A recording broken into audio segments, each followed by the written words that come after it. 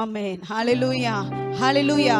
நம்மளுடைய வாழ்க்கையில எப்பேற்பட்ட உயிரற்ற சூழ்நிலைகள், இந்த பகுதியை நாம் பார்க்கும்போது நம்ம நினைக்கிறோம் யாருக்கோ ஒரு ஆளுக்கு இது நடக்குது, இல்ல யாருக்கோ ஒரு ஆளுக்கு ஆண்டவரை அறியாத ஒரு ஆளுடைய வாழ்க்கையில தான் உயிரற்ற சூழ்நிலை, வேதனையான சூழ்நிலை, கைவிடப்பட்ட சூழ்நிலை, எந்த காரியமும் வாய்க்காமல் இருக்கிற சூழ்நிலை தேவனை அறியாதவர்களுக்கு தான் இருக்குது அப்படி நான் பல நேரங்களில் நாம் நினைக்கிறோம். ஆனா கர்த்தர் சொல்றாரு, இது யாருக்காக உரைக்கப்பட்டது என்றால் இஸ்ரவேல் ஜனம், தேவனுடைய சொந்த ஜனமாக மற்ற ஜனங்களில் இருந்து வேர்பிரிக்கப்பட்ட ஜனங்களின் சூழ்நிலை இருட்டுக்குள்ளாக அல்லது உடைக்கப்பட்ட நிலைமையில ஒரு எழும்பின் அனுபவத்திற்குள்ளாக தள்ளப்பட்ட நிலைமையில பள்ளத்தாக்குகளுக்குள்ளாக இருட்டாய் கிடக்கிறதான பிரேத குழியின் சூழ்நிலைகளுக்குள்ளாய் இந்த இஸ்ரவேல் ஜனங்கள் கடந்து செல்லுகிறார்கள். இந்த இஸ்ரவேல் ஜனம் யார்? தேவனை சொந்த ஜனமாய் கொண்ட ஜனம் தான் இந்த இஸ்ரவேல் ஜனம். அதே மாதிரிதான் இன்னைக்கு நம்மளுடைய வாழ்க்கையும், நான் ஆண்டவரை தேடுகிறேனே, ஆண்டவரை பின்பற்றுகிறேனே,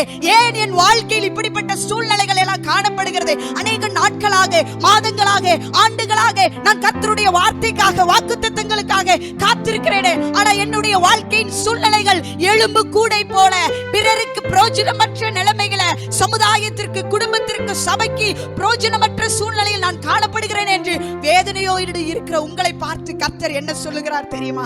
நான் அந்த எலும்புகளுக்குள்ளாக ஜீவனை கொடுப்பேன். பரிசுத்த ஆவியானவருடைய ஜீவன் நமக்குள்ளாய் வரும்போது, அன்று ஆதியிலே அந்த ஜலத்தின் மீது அசைவாடின அதே தேவன், மனிதனை உருவாக்குவதற்கு ஜீவ சுவாசத்தை அவனுக்குள்ளாய் ஊற்றின அதே தேவன், இன்று நமக்குள்ளாக, நம்மளுடைய சூழ்நிலைகளுக்குள்ளாக அவர் ஜீவ சுவாசத்தை ஊத விரும்புகிறார். அது எதற்காக தெரியுமா?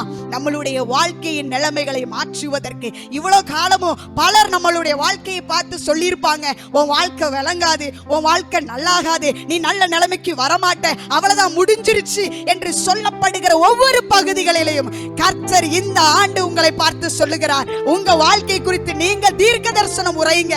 என்னன்னா, அவர் சொன்னதை நீங்க சொல்லுங்க, நிறைவேற்றுவதற்கு அவர் போதுமானவர். அவர் சொல்லியும் செய்யாதிருக்கிற தேவன் அல்ல, செய்யாதிருக்கிற ஒன்றையும் அவர் வாக்கு பண்ணுகிறதும் அல்ல என்பதை நாம் மறந்து போகவே கூடாது. இந்த பகல் வேளையில நாம் ஆண்டவரிடத்துல, ஆண்டவரே என்னுடைய வாழ்க்கையும் அன்று இஸ்ரவேல் ஜனங்களைப் போல உயிரற்ற நிலைமையில காணப்படுகிறது.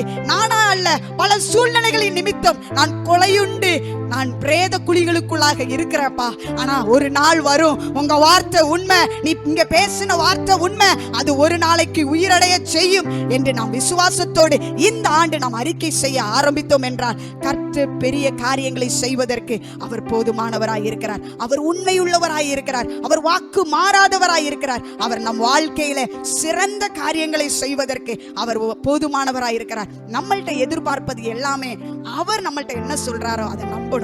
அவர் செய்ய அவர் வல்லவர். நாம் விசுவாசிப்பதற்கு நாம் பாத்திரவான்களாய் இருக்க வேண்டும். மனிதர்கள் சொல்லுகிறதை நாம் தீர்க்க தரிசனம் சொல்லக்கூடாது.